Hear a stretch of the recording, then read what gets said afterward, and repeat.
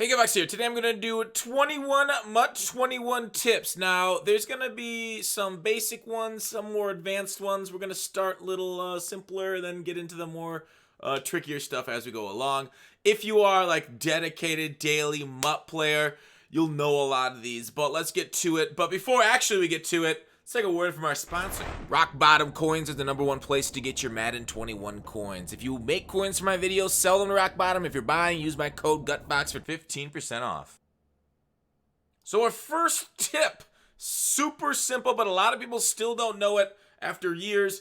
When you go to cards in your binder, you can take a look at them on the market just by hitting L1 or left bumper on Xbox, L1 on PlayStation. That's what I'm this year. You go take a look at the price before you go ahead and list them on the market. But, you know, if you've added chemistries or you powered up the card, it will not work. So I can't look at Tyreek Hill's card right there because he's a power-up, so he's not on the market. Just to let you know. Bobby Wagner's not powered up, but he has a chemistry on him. There's a Nat in the corner when it says Nat there.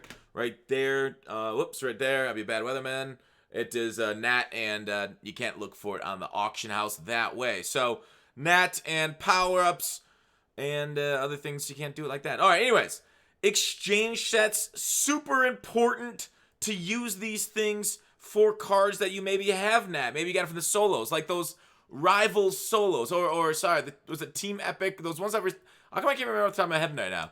But those ones that give you out 85s, 86s, you can throw them into this, 3 of them for a random 87 to 88 to get some coins out of them if you're no longer using them or you're sick of them.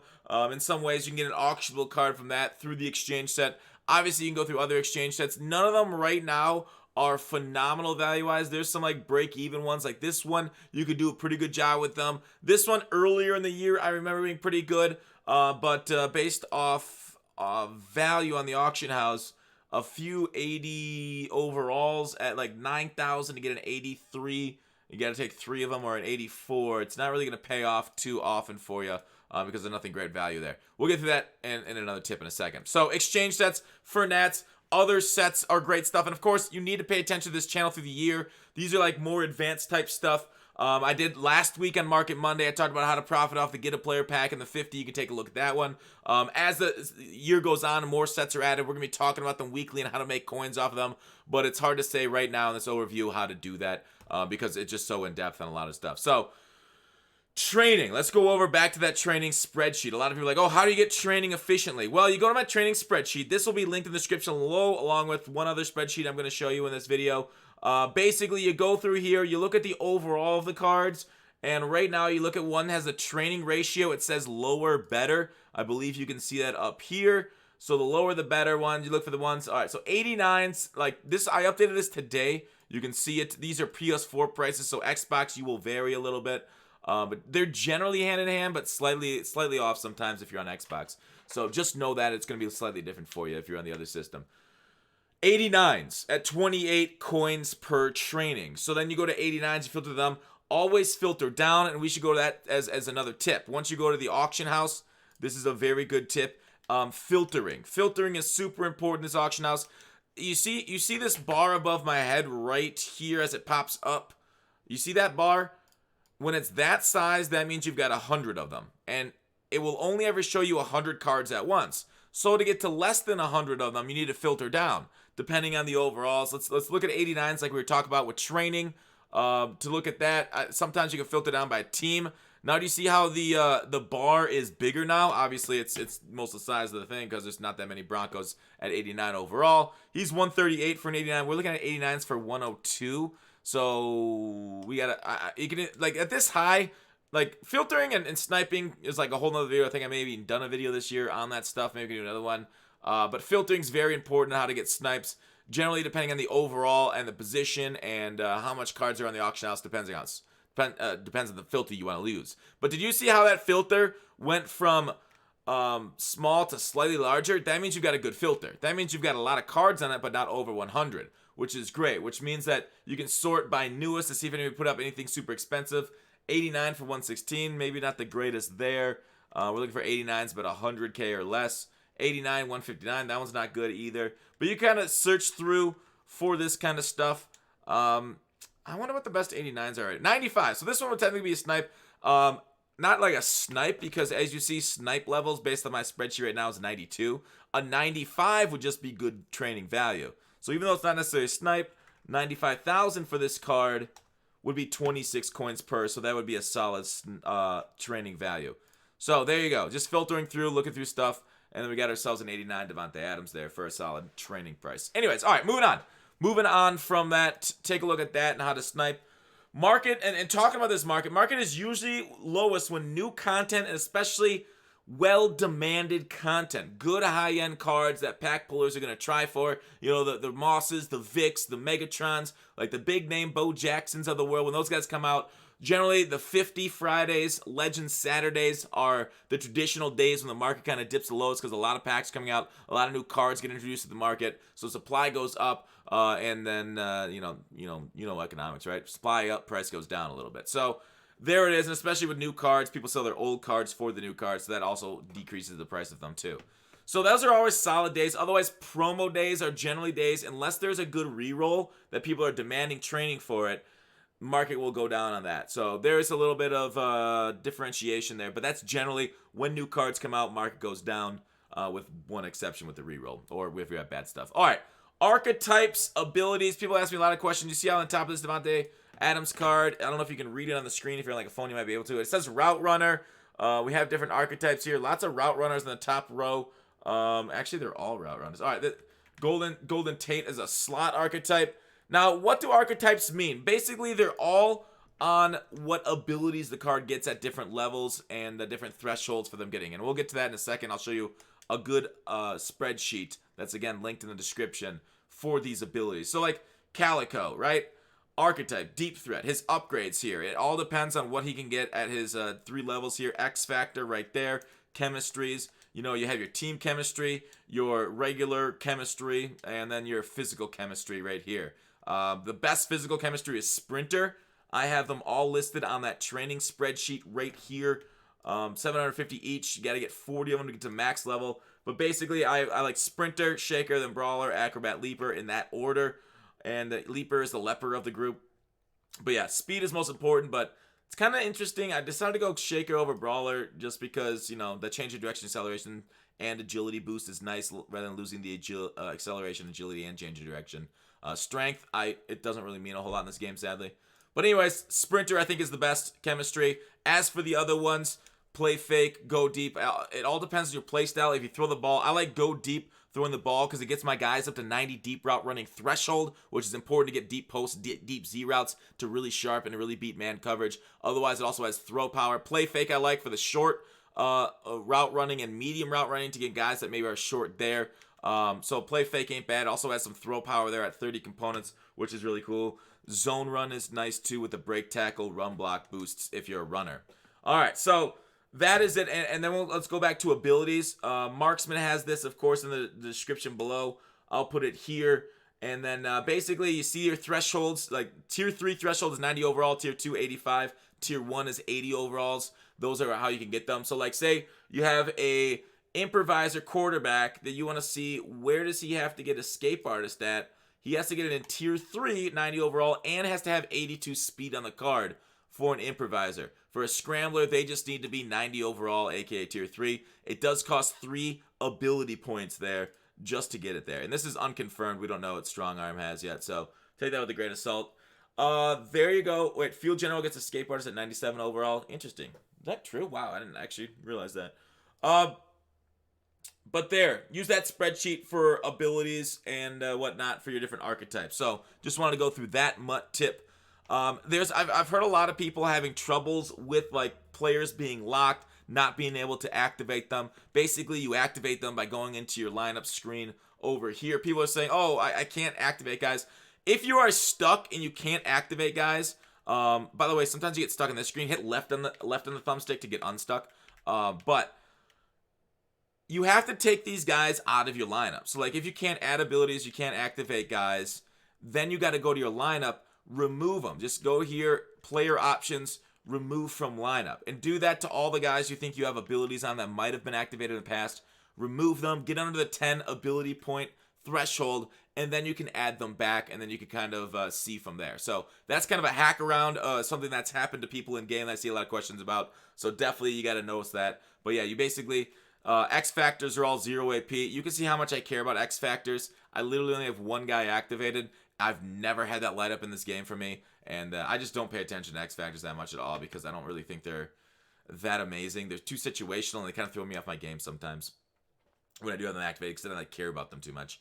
Also, take a look at multiple lineups, so you can change your active lineups.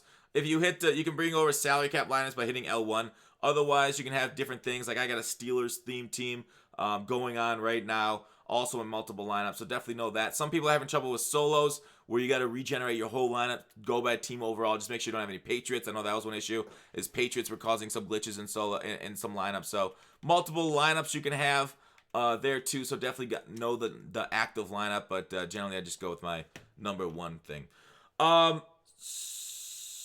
Solos. So there's some Mutt Master stuff and some solo stuff.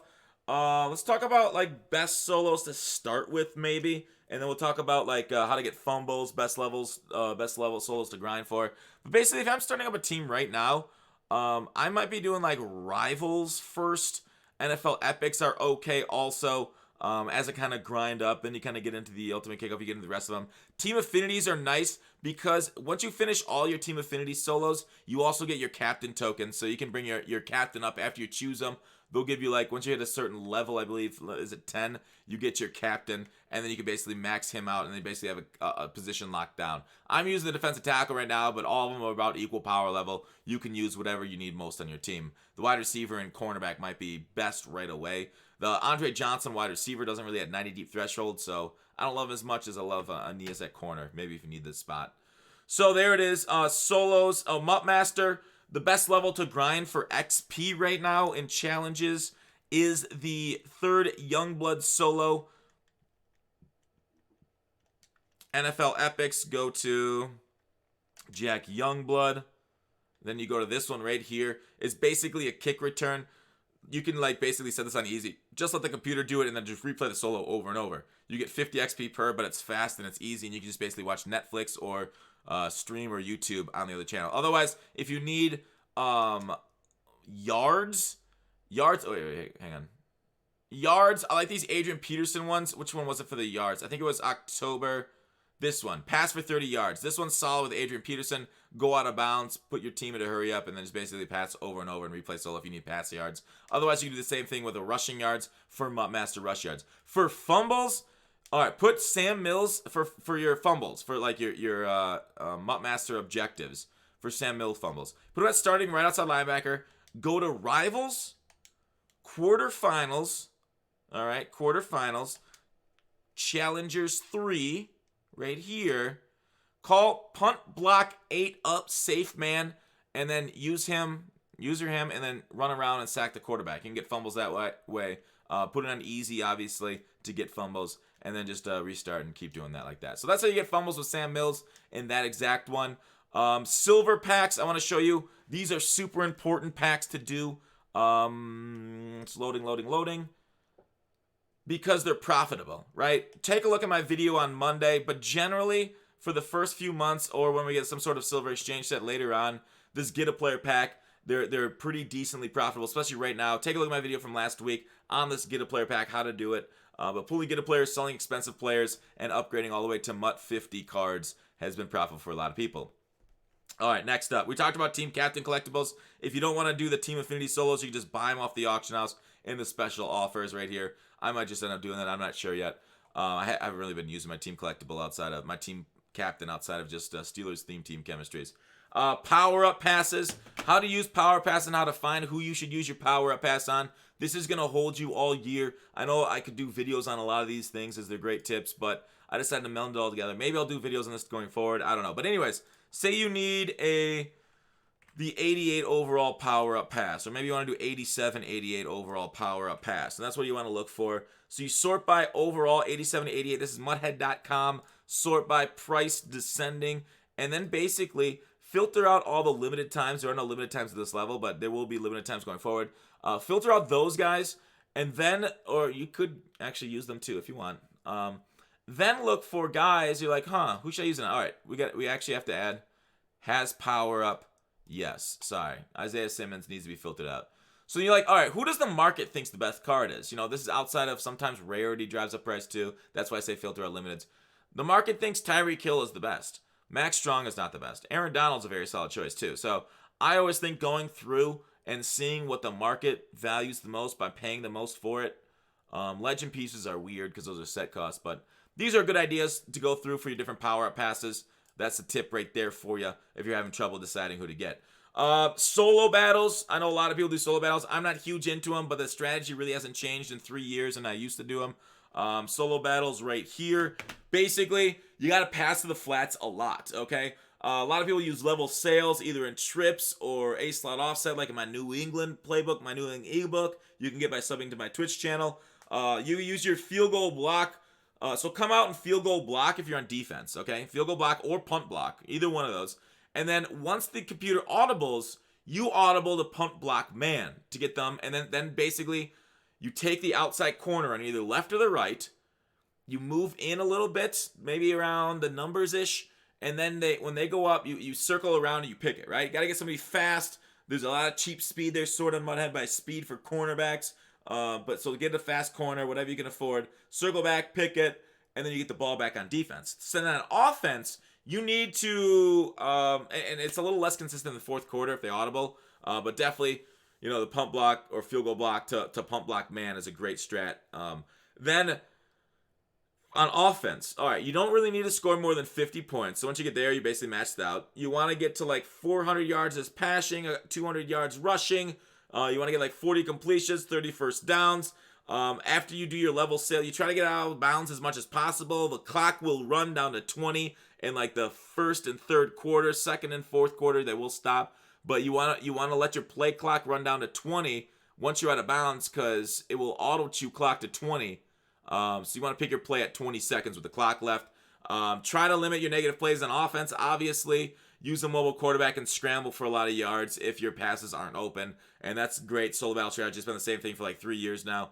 The sniping filters. I kind of went through the sniping filters already. Farms and transferring value between farms. I know a lot of people are talking about that. It used to be a great thing, but a lot of people are getting farms banned now and banned from this stuff. So farms are very hesitant to recommend nowadays, and you might want to stay away from them. Try and grind the auction house from your main account. Although then some people said, they got auction house banned by grinding the auction house. So EA and their bans are so wild right now. I hate it. It's hard to give advice on like, go and snipe on the auction house. Oh wait, that got me banned. Oh thanks. So I don't know. I just hope EA's Eye of Sauron doesn't fix it on your account.